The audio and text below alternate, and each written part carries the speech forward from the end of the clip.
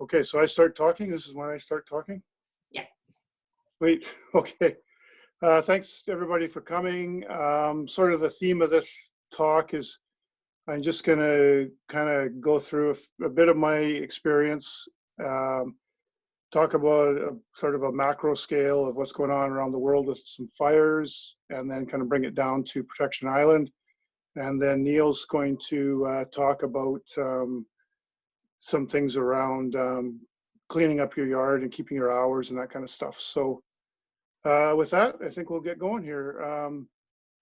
I think I pretty much know everybody that's here, but I am a professional forester, and I've got amazingly 43 years experience in forestry. I've kind of always sort of prided myself on being a field forester. I never really been interested in going into the direction of being a manager or a planner or anything like that. I just like being out in the forest and kind of problem solving and that kind of stuff. So in those 43 years, I've been fortunate enough to work all over BC and seen a lot of different country that way. I've worked pretty much all over Alberta and did a couple projects in the Northwest Territories as well. So yeah, so it's been a pretty nice career. And so for 18 years of that, I worked for the provincial government. And at that time, that's from the late 70s to the late 90s. And at that time, we were called the Forest Service, but now it's, I believe the name is the Ministry of Forest Lands, Natural Resource Operations. So it's, the name has grown anyways, for sure. I don't know if the staff level has grown. It's probably shrunk a little bit, unfortunately. But so at the time I worked for the Forest Service, we did pretty much, we're all generalists. We did a little bit of everything. And one of the little bits of everything that we did, because forest firefighting was part of our role at that time, the wildfire service hadn't split off from the ministry at that time. So basically everyone who was in government or in the Forest Service took a turn on what we called the duty roster. So that was based on your experience and your training. Everybody took a turn. The more experienced people took more time in the summer when it was busier, there were more fires, that kind of stuff. And so we had 4 classifications of what we call fire bosses at that time. I think they're called something else now, but so we had from D to A, and D was kind of your introductory, after you'd been on a few fires, then you started taking on the role of being a fire boss on a fire and with a crew and that kind of stuff. And so when you were a D fire boss, you kind of worked on the shoulders of the main fire season just to gain experience. And so myself, I ended up as an A fire boss. So I think I was on about fire boss on about 300 fires in my career with the Forest Service. So an A fire boss, the role there is you're working in the hottest part of the year and you're working on the most complex fires. So generally those fires are large, we call them project fires, where, they're large, complicated fires, and with a complement, generally a fire camp of more than 200 firefighters.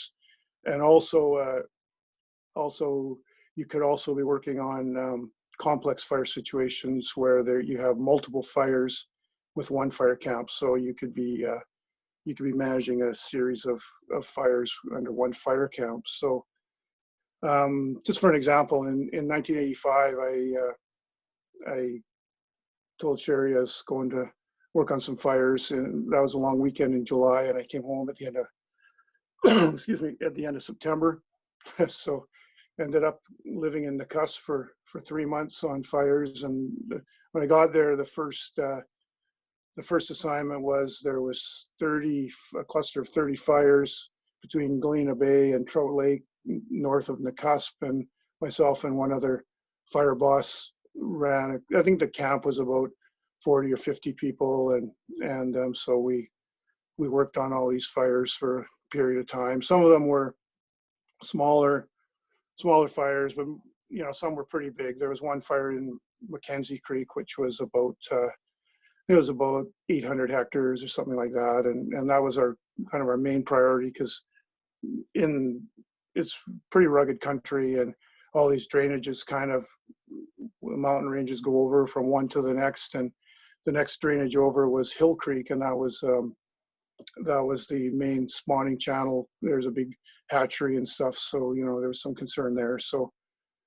anyways, yeah, so I worked, and all those fires, 100% of those fires were helicopter access only, so it was pretty challenging. And then after that, it ended up going south of Cusp, and there was a fire cluster of 5 fires, and they ranged from 50 hectares to, I think the biggest fire was about 3,000 hectares. And we had one big fire camp. It was like 200, 250 people. So looking after that, and it was a pretty complicated situation, because there was houses involved, farms, there was a power station, and a few other things there. So it was pretty challenging. Like the Kootenays is pretty similar to the coast. It's called the Interior Wet Belt, and it kind of runs from the border all the way up through Revelstoke, up kind of east of Prince George. And it's really steep, rugged terrain, big trees. Makes for incredibly difficult firefighting conditions, and not just the fire itself, with trees burning and falling over, and steep ground, and in a lot of cases a tree would fall, and it'd just be like this rocket hitting down the hill, gaining speed until it hit the bottom. And so there's many dangerous issues. Then you have people working, you have to worry about proximity and experience of firefighters, all that kind of stuff. But really the main danger, especially firefighting in the Kootenays, was that, like I mentioned, a lot of fires were helicopter access, and so that it does, there's I think in 1985 we had, I think 8 or 10 people died because of helicopter accidents. And I mean, it's a fairly large number, and a lot of those people were killed in one accident. And I had many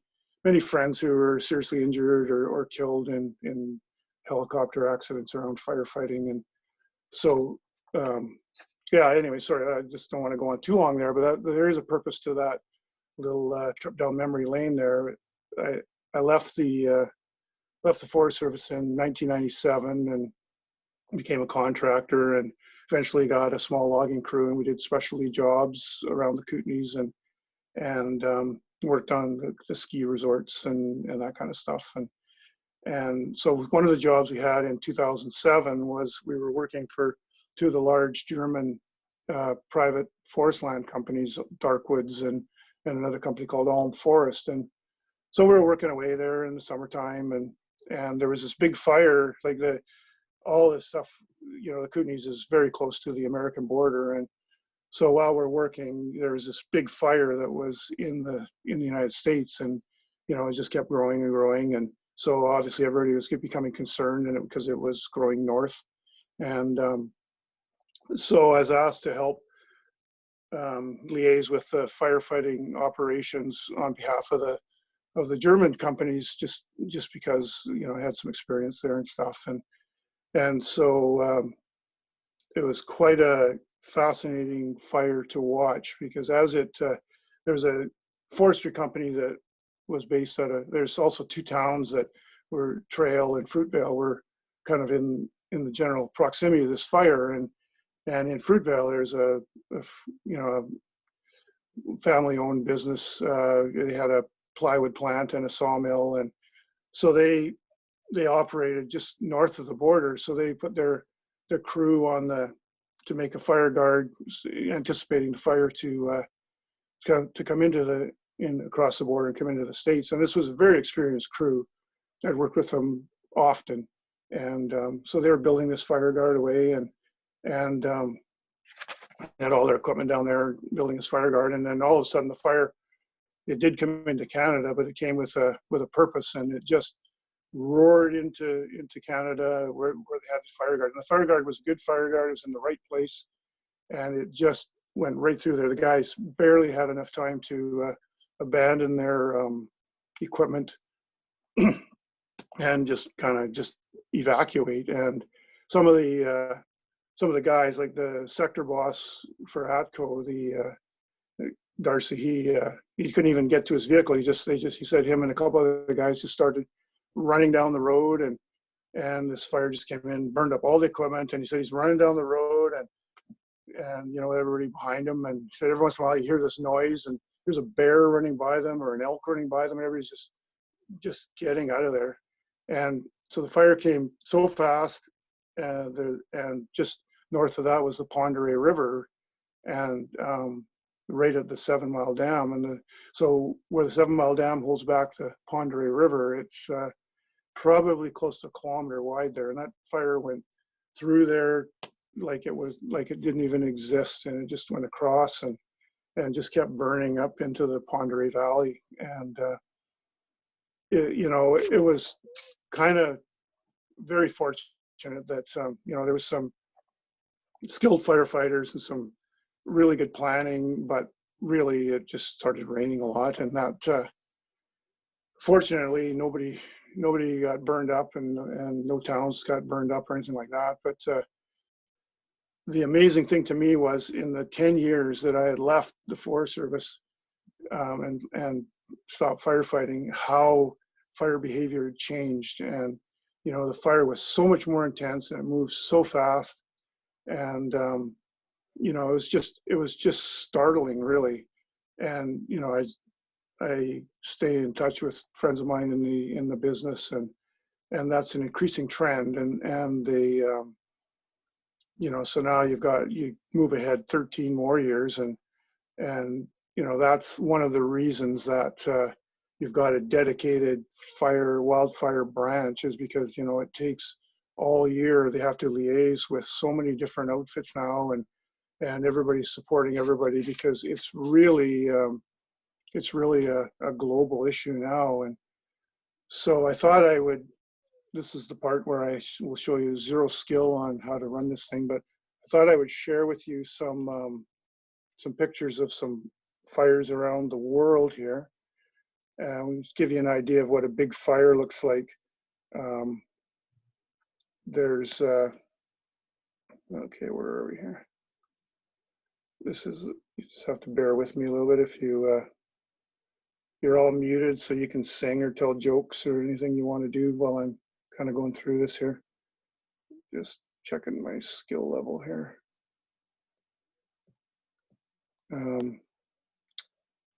Oops, that's not what I wanted to do. Oh, that's not what I wanted to do. Okay, let's try that.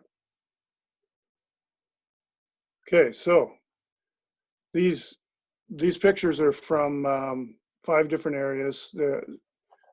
This first one is a picture that we actually took when we were in Spain. They have a really nice board explaining that there was.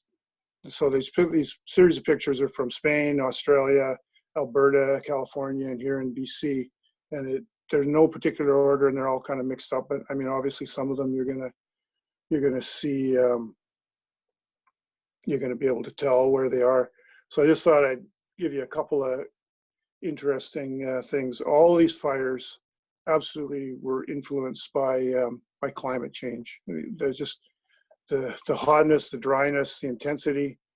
The interesting thing also is that in almost every case, these were said to be 1 in 100 or 1 in 500. Even I think one of the fires was even referred to as a 1 in 1,000-year event. But they all happened in the last 5 years in different parts of the world. So it's not that one area of the globe is seeing more fire activity versus another one.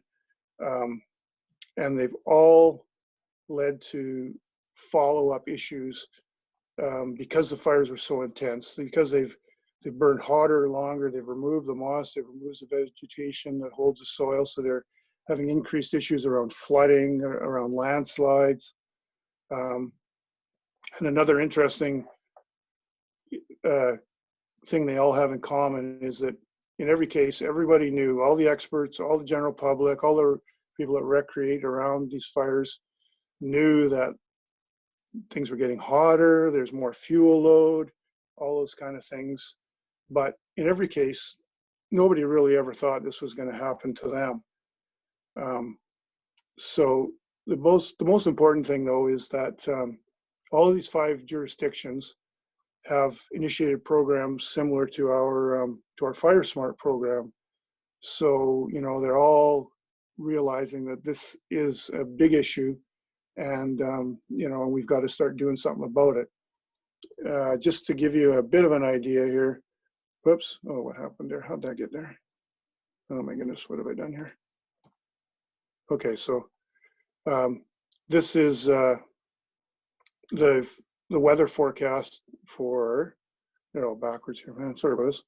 So this is June. Well above average temperatures, dryness.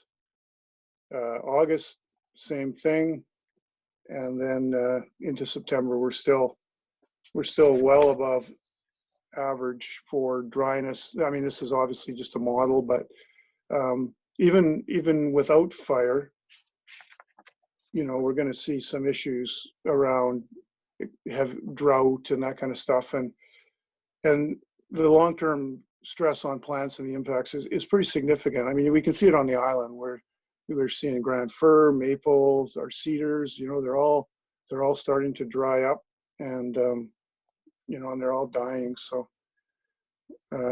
somehow I've kind of got these all totally mixed up here. So sorry about that.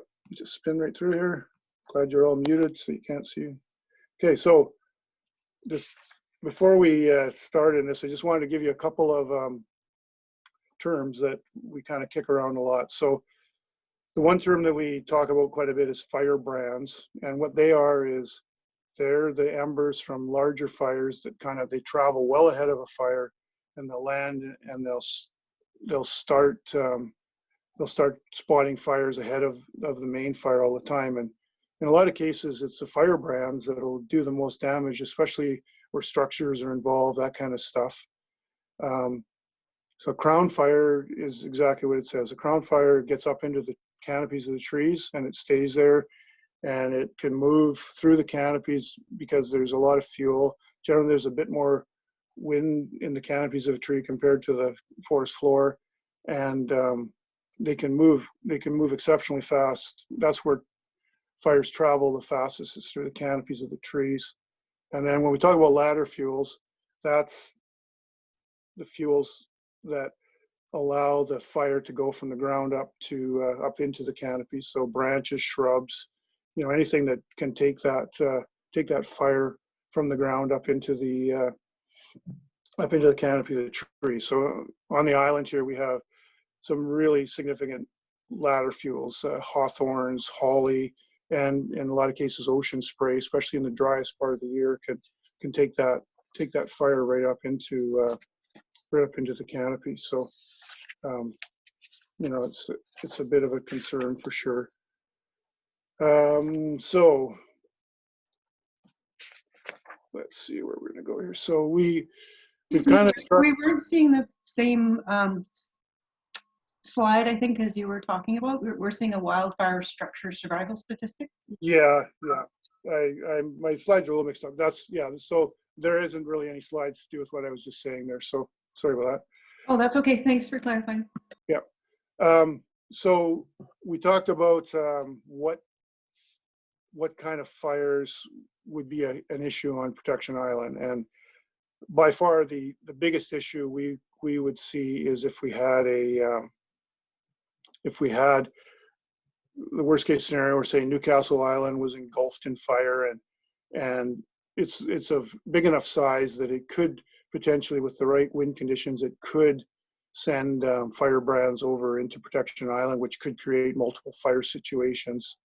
And you know, obviously, any multiple fire situation is going to create a fair issue on Protection Island. Secondly, a big issue would be a canopy fire.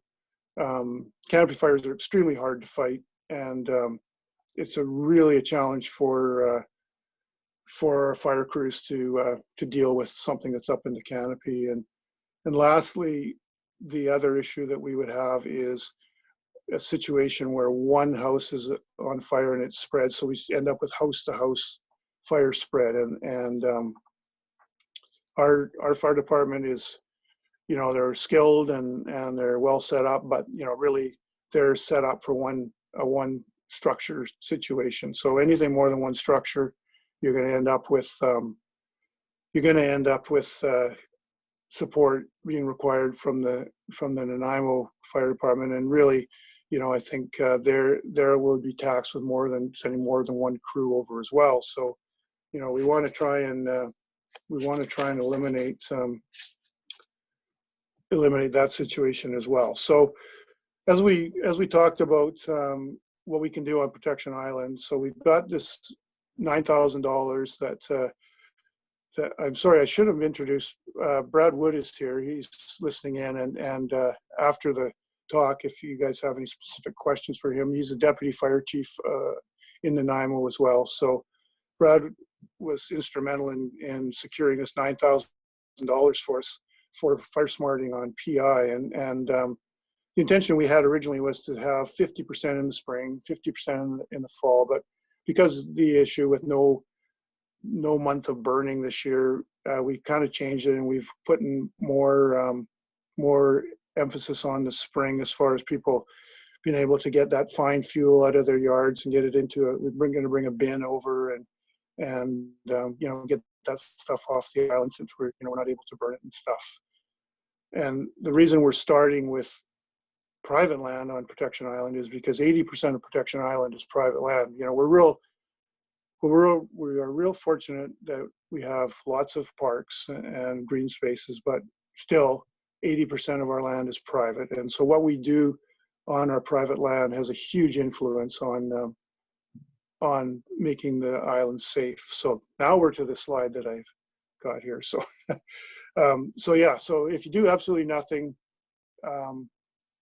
then you've got basically a 4% chance of your structure surviving a fire. But if you do pretty much everything, then obviously you're at the other end of the scale of 90%. And we're not promoting that we need to sanitize Protection Island to a 90% structure safety sort of thing. Well, we realize everyone loves the forest and we love our greenery and and our privacy and all that kind of stuff, but we just are trying to do a little bit. And if everybody does a little bit, then basically we're going to have some progress. And so this is, I think, if anybody's seen the video or any Firesmart stuff, they've got different zones for how far away you are from your house.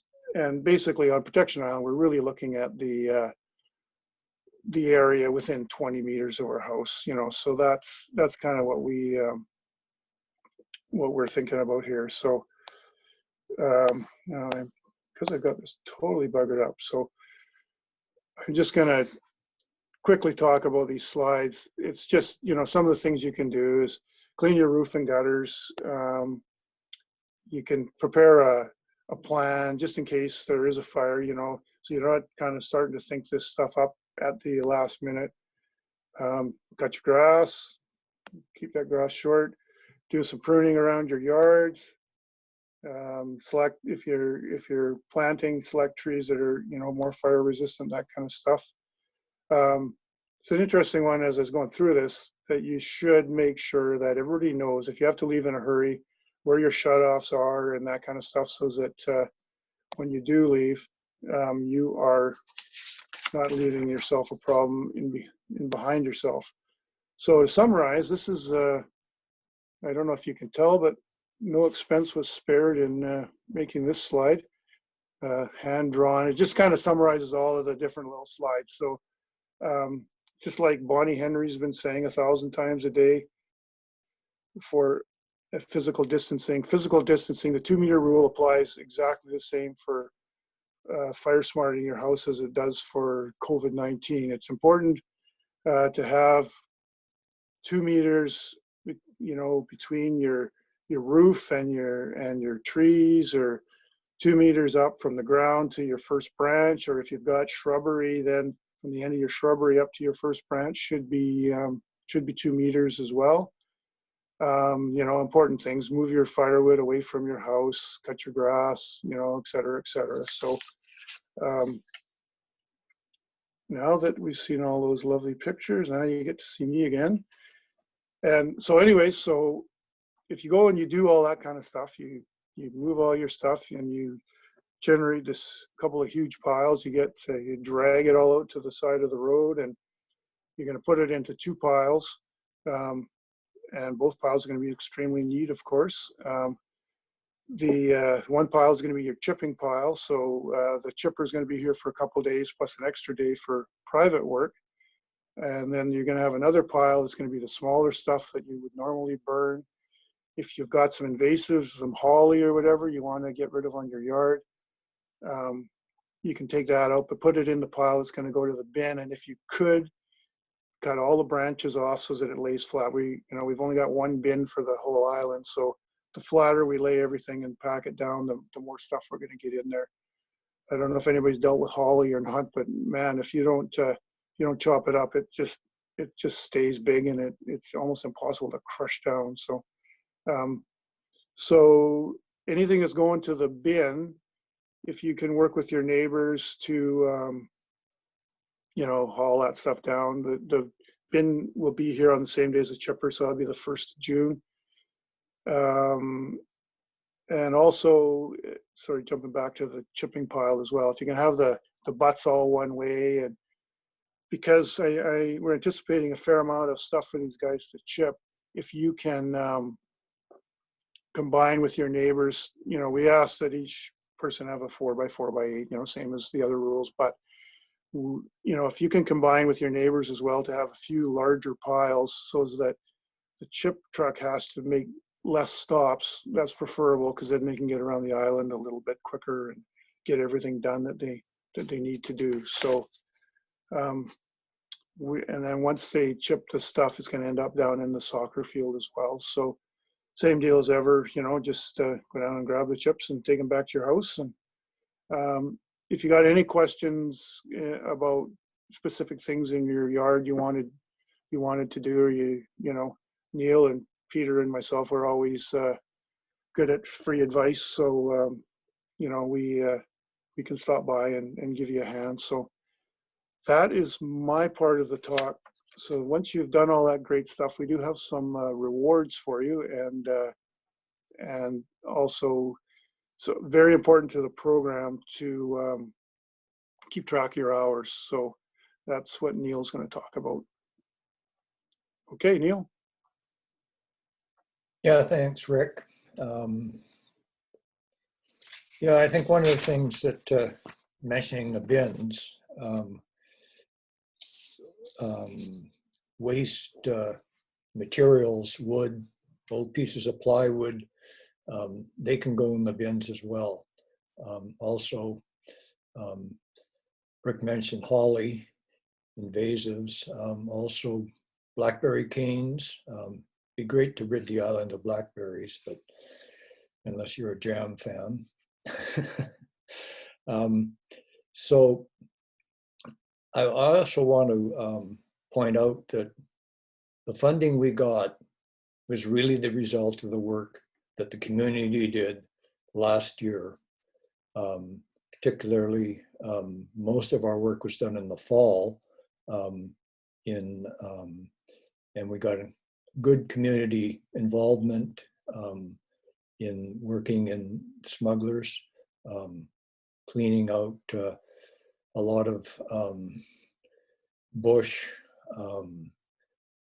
holly, hawthorn. I know this time of year the hawthorns are absolutely beautiful, but they tend not to go away. So that's also part of it. Get the brush out. Okay, I had some notes here.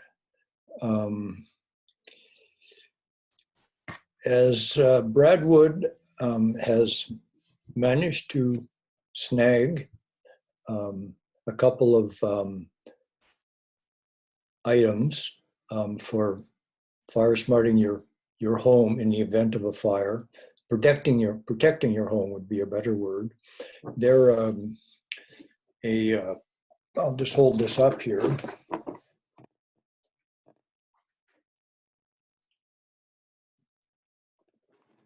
So the wildfire protection kit is produced by a company called WASP. You can go online quite easily and find them, and you can find a demonstration of a WASP. It comes with sprinklers that attach to or will sit on a gutter, and it comes with hoses. I think there's 2 sprinklers, and these sprinklers have really good range. So in the event that there was a wildfire, your property was threatened, this can be set up on your gutters, plugged into the water system, and just let it run. And if you do go online and look at other systems, I mean, once you get on there, you can spend probably a couple of hours looking at different systems that are commercially available for protecting your property. Well, sorry. Okay, so we have these. Now, these we're going to offer as a prize, as a raffle, but in order to get your name in for this, you have to send me information about what kind of fire smarting you've been doing in your property. You can contact me by phone or through email. I think Rick had put this out in an earlier note, but I'm Goldsmith at shaw.ca, 755-1620. So what I would need is your name, the dates that you were doing fire smarting in your property, and name, date, and how much time you spent, of course, because the hours that we accumulate go towards getting our funding in the future.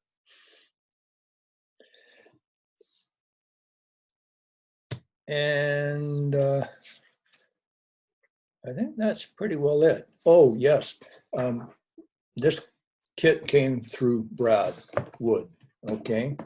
These normally retail for about $200. If enough interest is shown in the community for people that want to get one of these kits, he can get them at a discount. I think we need at least 10 people that indicate they'd be interested in getting one, and Brad can get them for us for about $120. I'm not sure if taxes are involved in that or not. They're also sold retail through Home Hardware and other outfits as well. Neil, Yes. can I interrupt on that? I Sure. bought two of those, and I've installed them permanently, so they're Yes. all my roof of the outhouses right now, or the outbuildings. Yeah. But I've got them from Canada Tire, because that was the only place in Nanaimo I could find them. Okay. And they warned me that they were sold out the previous year because of the fires in the interior. So now is a good time to get them rather than in the summer. I bought the ones without the hoses, and they were $70. And for that $70, you got the 2 roof sprinklers plus clamps. So I've put my clamps permanently up, and I've also put my sprinklers on them. But that means I can also move them around to a gutter if I want. But I've also got a permanent spot, so I don't have to worry about gutters.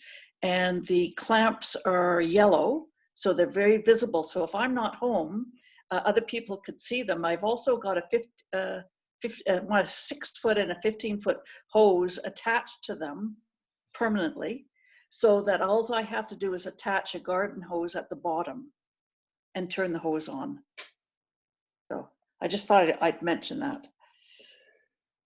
Okay, well, thank you very much. And also that's a good indication, if you're prepared in advance, you know, if in fact there's a wildfire coming our way from Newcastle Island, you don't want to be out there trying to figure out how to make the damn thing work.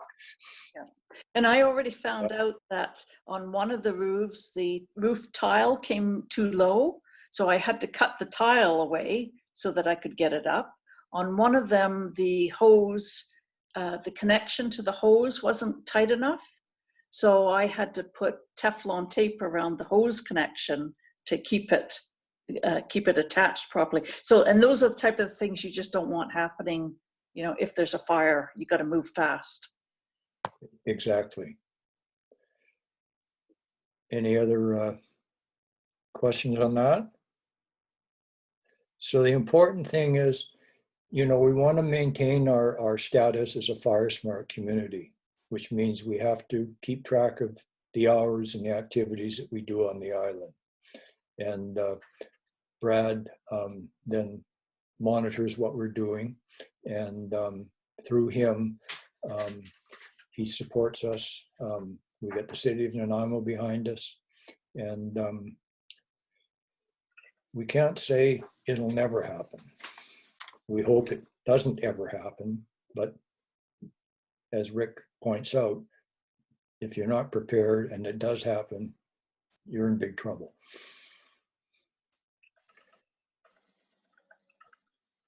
So, thanks everyone. Thanks Rick and Neil for that great talk. We'll open the floor for questions. I'll unmute everybody. So feel free to ask your questions. Nobody wants to start. I will. It's Kate. Sorry, Rick. Okay, I'll be quick. Remember how we got the city chipping every year with digs? This is the annual thing, right? That had happened. Is that still going to happen? Is it in the following year? Are we going to lose that, or is that going to continue? No, actually, what's also happened that's really awesome is that Brad has also liaised with parks as well. So he's been working closely with Al Breton and Art Groot, and so in this fall will be focused on our parks, and so we still we're combining Firesmart and parks. So I think depending on how it goes, it looks like preliminary. It looks like we're probably going to get a week's worth of chipping. So yeah, so we're going to actually bring on a fall, and then we also, we haven't even had the conversation about bins for the fall because there's not. I think everybody realizes there's probably not going to be a fall burning month either. So if we can get a bin for the fall again, or maybe we can develop some big compost bins around the island that we can start putting some of this material in, I'm not sure. So we have to kind of work through that. Okay, and sorry, I'll try to be rapid fire here. The other thing is I know it's better to trim branches on the trees when it's dormant in the winter. So we're not going to be doing that. How much damage are we going to cause the trees? Because I'm a tree hugger, I don't want to do any more damage than I have to. Well, I'm hoping that it's no more damage than getting a haircut, but wouldn't that be nice? Okay, yeah. so that's a good thing. What about the empty lots? Are they being sent letters, etc., to try and get them involved? Or yeah, we last fall, winter, we went around and delivered our Firesmart packages to everybody who was a resident on the island, and then people who aren't full-time residents and people with vacant lots were sent the same thing by mail. So everybody's had a package. Yeah. Okay, great. And I assume we're going to do prevention first before all this, because how they put out your cigarette butts and don't, no smoking on the island, that sort of thing, those posted signs. That's going to be even more so, I hope, because it's going to be a really hot summer. That will continue. I don't know who that's under, but would that be part of parks? Yeah, I think generally that there's been a little bit of a generic undertaking. Plus, I think between Pina and Station 7, they made up some stickers and that kind of stuff. So yeah. I think it's been pretty much a group effort. Good. No, because that was really important to have that. I'm Absolutely. sorry, folks, but anyways, and just a reminder, leaves, please don't put leaves in the bins. Bag them, give them to the community garden. They need them. Don't forget, make leaf mold, good for your soil. Do we put, so branch trimmings go in the second pile? Is that what, and we have to lug them down there somehow? Is that Yeah. right? Branches If, or bushes?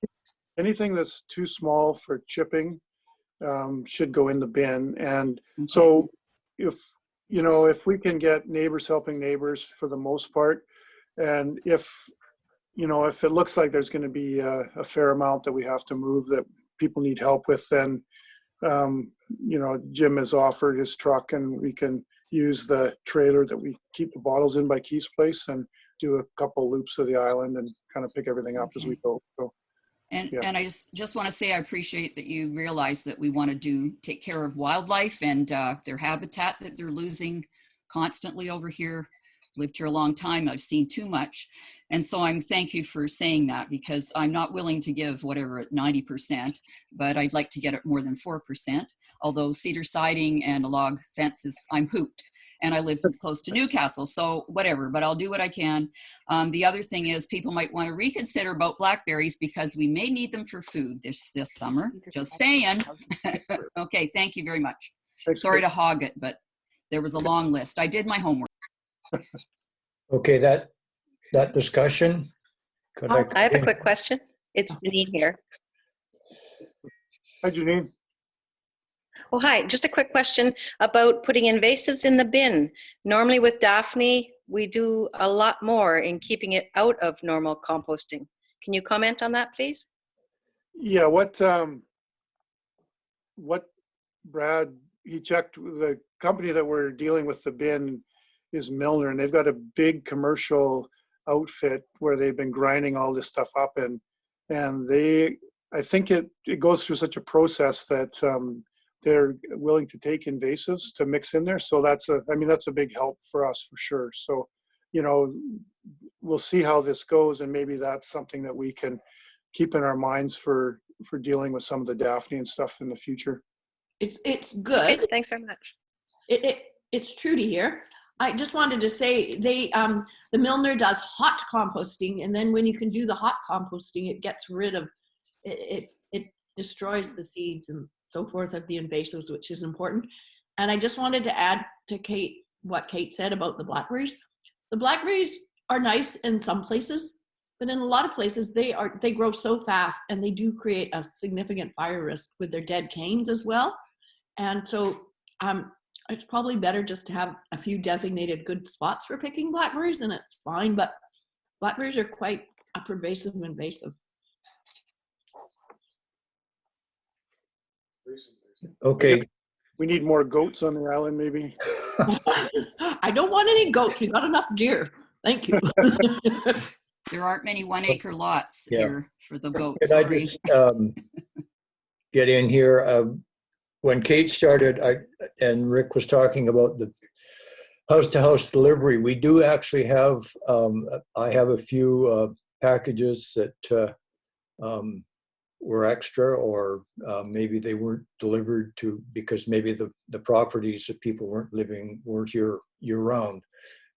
So if anybody needs one of those packages, you can contact me about that, and I can get it to you. Because it has the assessment. Right? Thanks, Neil. Anybody else have any questions?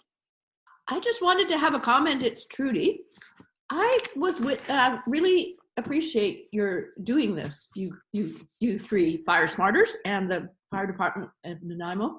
And I want to say that I was witness to a house, or it was a community hall burning down, and it happened so fast. It was just like, it was within maybe 15 minutes that it burnt to the ground. Like, my friend and I discovered it as just smoking, and then we got people out of this hall, and then by that time, but it just went down so fast, and that has always affected me. I was also just in Australia, which I know that has had some terrible bushfires, and people there have all sorts of, they have plans, and every house we visited had that was out in the rural area had a plan, and I think that's not a bad idea.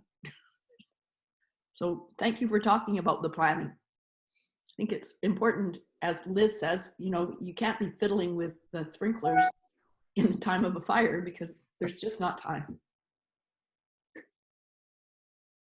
Hey there, You're Rick. right, Trudy. Can you hear me? Yes. Hello. We can Hi. hear you. It's Matt Eck here. Hey, Matt. I just wanted to comment, hydro's gonna be over as well with the chipper for about 2 weeks. Probably starting in a couple weeks. So might be some confusion there around who's doing what, but they're just gonna be clearing the lines, taking away a few dying and dead trees. And there's a fair bit of work, so they'll be here for about 2 weeks working. Just a heads up. One of the things, Matt, that's good that you mentioned that. Thanks. When we went through this whole thing, developing our plan, one of the conversations we had with Brad and our local fire folks was that there are areas on the island where the branches are basically encroaching on the road so much that it causes a real issue for the fire trucks and or the fire truck, and they, in some cases, they just tend to avoid certain sections of the island. So if you guys are dealing with that at the same time, that would be fantastic.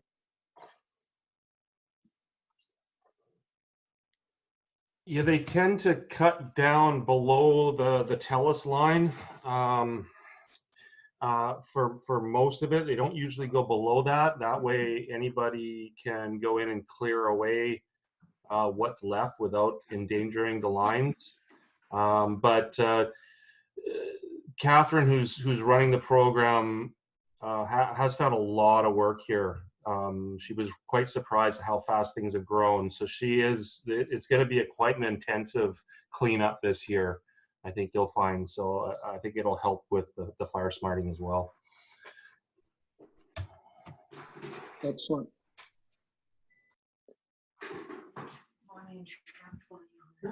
Anybody have any more questions? Oh, Rick, it's Kathy Twommen, and I just had a quick question about what's the minimum diameter for the chipping? We say the minimum should be around 1 inch. Although, you know, I think there's a bit of leniency there now. We can go a little bit smaller because the MJR has a new chipper that they use that can handle a little bit smaller branches. So, but I mean, their big issue is they can't chip anything viney and stuff like that. So, you know, if we I just tried to keep it the same as the chipping program because everybody's kind of used to that. But, you know, I think there's a bit of flexibility there. So it's kind of minimum is 1 inch and maximum is 5 inches. Great, thanks a lot. The other thing I guess we kind of wanted to mention in general was once our Firesmart week is over, then we're going to be working towards our next Firesmart week in the fall. So we want to make sure that everybody is comfortable with what we're proposing in the parks that we're proposing to do work in. So we'll be doing another information session generally, but also specifically targeting people who live around the park we want to do work in, so that everybody can come out and we can talk about what we want to do and get some feedback from the neighbors and see if we can not only have a program that meets Firesmart needs, but also Firesmart week. Yeah, meets everybody's social objectives as well. So.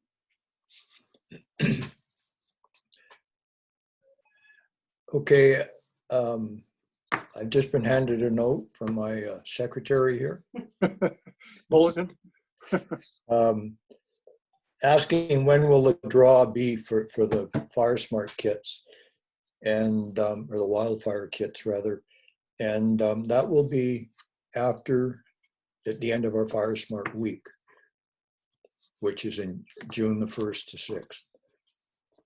Get the hours in.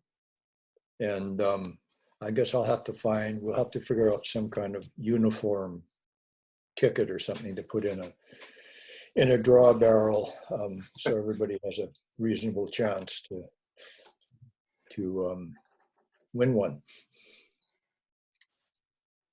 except for Rick and I and Peter. Yeah, bummer. So before we wrap it up, I just wanted to ask Brad if you have any comments about, or anything to add from what we've said. Yeah, thanks, Rick. No, it's a great presentation there, and I just wanted to thank everybody, the Firesmart committee and the residents of the island for taking part in the Firesmart weekend. It's the fire departments, we rely on the community. Like you talked about before in the event, we did have a fire of substantial size in the island, and we get the structure to structure involvement. It'll quickly tax the island firefighters as well as the city firefighters when we come over to the island. So we really rely on the residents to Firesmart their properties, and like I say, if we can keep it in the bush, we have a much better chance of controlling the fire quickly. But when it gets structure to structure to structure, that's where we get into some trouble. So any bit of work you can do around your house, etc., really helps out. So again, I appreciate all the work everyone's doing on the island. Just one thing about the sprinkler kits from WAS there, I can get them right from the manufacturer, WAS themselves, and they're selling to me the 115 or 120 is at cost. So that's I know the other person there was talking about the cheaper kit. It's probably the same kit, except one is just the deluxe kit that contains the fire resist, the forced forestry hose, etc., etc. So like I say, I get them at cost. They just want to know if I can get it over 10, then they'll sell them to me at cost. So they're great kits. It's pretty much what all in any of the big wildland fires in the province, etc., and around the world, when they set up a structure protection, they use this very similar same type of kits on houses. Keeps everything wet, lets the fire rip by, and keeps the structure from igniting. So yeah, that's about it on my part. And again, I appreciate everyone's help, and look forward to a successful weekend. Thanks, Brad. Maybe if anyone's interested in joining that pool when they're emailing Neil their Firesmart hours, they could also let him know if they're interested in a kit as an easy way to pool that information. Yeah, good point. Thanks for that, Emily. A little bit more work for you, Neil, sorry. All right, I'm gonna pause the recording now, but we can keep going if you want.